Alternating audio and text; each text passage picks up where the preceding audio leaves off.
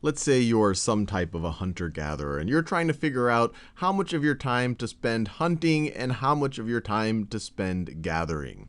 So let's think about the different scenarios here and the trade-offs that they involve. And just for simplicity, we're going to assume that when you're talking about hunting, the only animal around you to hunt for are these little rabbits. And when we talk about gathering, the only thing that you can gather are some type of berries. That'll keep our conversation a little bit simpler.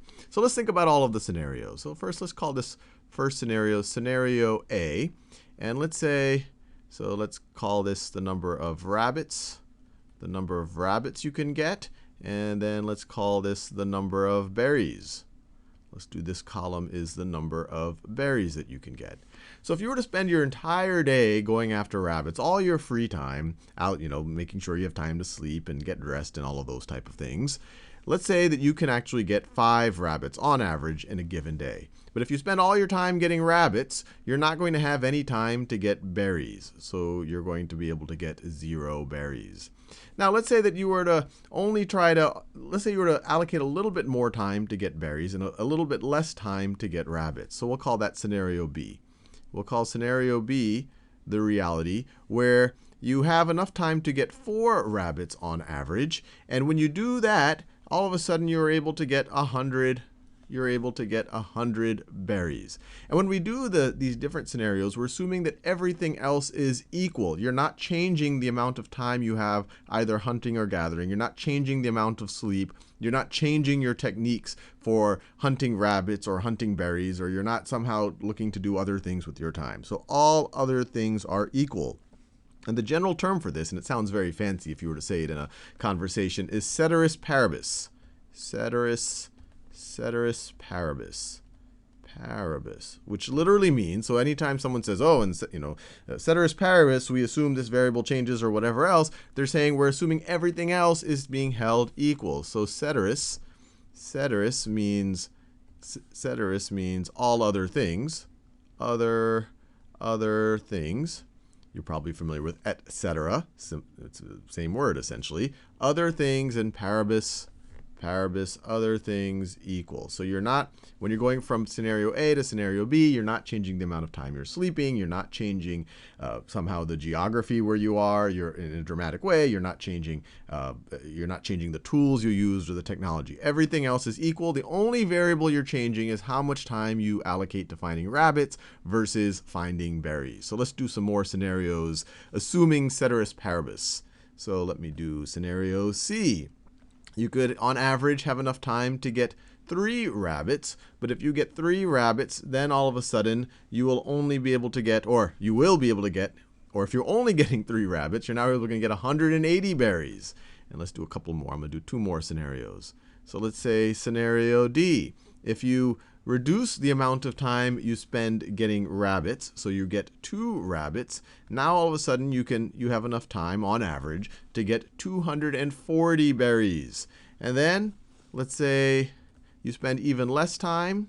Let's say you spend even less time hunting for rabbits on average. Then you have even more time for berries. And so you're able to get 280 berries. And then I'll do one more scenario here.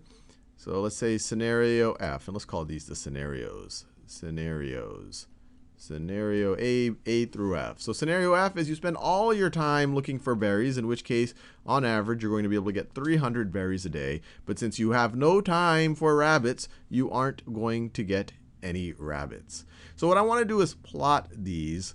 And on one axis, I'll have the number of rabbits. And on the other axis, I'll have the number of berries. So let me do it right over here. So this axis, I will call this my rabbit axis, rabbits. And we'll start, that'll be 0. And then this will be 1, 2, 3, 4. And then that will be 5 rabbits.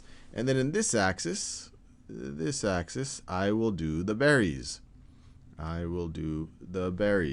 So this right over here, let's make this 100 berries. This is 200 berries, and then this is 300 berries. And so this is my berries axis. Now let's plot these points, these different scenarios. So first we have scenario A. Maybe I should have done all of these colors in that scenario A color. Scenario A, 5 rabbits, 0 berries. 5 rabbits, 0 berries. We are right over there. That is scenario A. Scenario B. Scenario B, 4 rabbits, 100 berries. 4 rabbits, 100 berries. That's right over there. That's 100 berries. So that is scenario B. Scenario C. Scenario C, 3 rabbits, 180 berries. 3 rabbits, 180. Let's see, this would be 150. 180 will be like right over there.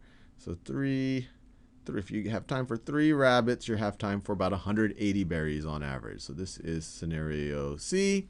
And then scenario D, we have in white. If you have time for 2 rabbits, you have time for 240 berries. So that is right around there.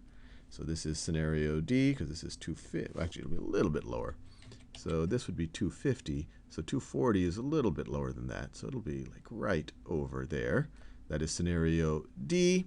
Scenario E, if you have time for 1 rabbit, you have time for 280 berries. So that gets us right about there. That is scenario E. And then finally, scenario F, you are spending all of your time looking for berries. You have no time for rabbits. So all of your time for berries, no time for rabbits. 0 rabbits, 300 berries. That's right over there. So this is scenario F. So what all of these points represent, these are all points, and now this is going to be a fancy word, but it's a very simple idea. These are all points on you as a hunter-gatherer, on your production possibilities frontier. Because if we draw a line, I just arbitrarily picked these scenarios, although I guess you could on average get 4.5 rabbits, on average get 3.5 rabbits, and then you'd have a different number of berries. So these are all points on the different combinations between the trade-offs of rabbits and berries. So let me connect all of these. Let me connect them in a color that I haven't used yet. So let me connect them. And what you see should just be one curve. So I'll do it as a dotted line. It's easier for me to draw a dotted curve than a straight curve. So this right over here, this curve right over here, represents all the possibilities of combinations of rabbits and berries. I've only picked certain of them, but you could have a scenario right over here. Maybe we could call that scenario G, where on average, the amount of time you've allocated, on average you would get 4.5 rabbits. So some days you'd get 4 rabbits, and every other day you'd get 5 rabbits. So maybe it averages out to 4.5 rabbits. And then maybe it looks like you would get about 50 berries in that situation. So all of these are possibilities. You don't have to just jump from 4 rabbits to 5 rabbits, or maybe you're spending, maybe in this scenario you're spending 7 hours, and in this scenario you spend 8 hours. But you could spend 7 hours in a minute or 7 hours in a second. So anything in between is possible, and all of those possibilities are on this curve. So these 5 scenarios, actually these 6 scenarios that we've talked about so far, these are just scenarios on this curve. And that curve we call, once again, fancy term, simple idea, our production possibilities. I have put 2 I's in there by accident. Possibilities frontier. Because it shows all of the different possibilities we can do. We can get 3 rabbits and 180 berries, 2 rabbits and 240 berries. What we cannot do is something that's beyond this. So for example, we can't get a scenario like this. So this right over here would be impossible. Impossible. Let me scroll over to the right a little bit. Let me scroll. See my scrolling thing. Okay. So this right over here is impossible. This point right over here, where I'm getting 5 rabbits and 200 berries. If I'm getting 5 rabbits, I'm spending all my time on rabbits. I have no time for berries. Or another way to think of it, if I'm getting 200 berries, I don't have enough time to get 5 rabbits. So this point is impossible. This point would be impossible. Any point that's on this side of the curve is impossible. Now, any point that's on this side of the curve, you can kind of view it as inside the curve or below the curve or to the left of the curve. All of these points right over here are possible. All of these points right over here are. These points, for example, it is very easy for me to get 1 rabbit and 200 berries. So that right over there is possible.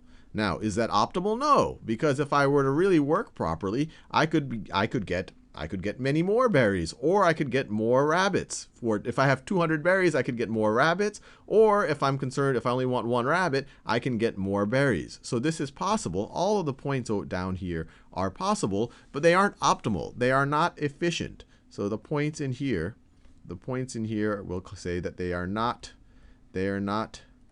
efficient. Maybe somehow I'm not using my resources optimally to do this type of thing when I'm over here. Or maybe I'm just not being optimally focused, or whatever it might be. If you're talking about a factory setting, when you're talking about maybe deciding to make one thing or another, then maybe you just aren't using the resources in an optimal way. Now, all the points on the frontier, these are efficient. You're doing the most you can do. Right now, we're not making any judgment between whether any of these possibilities are better than any other possibility. All we are saying is that you are doing the most that you can do. Any of these things, you are making the most use of your time.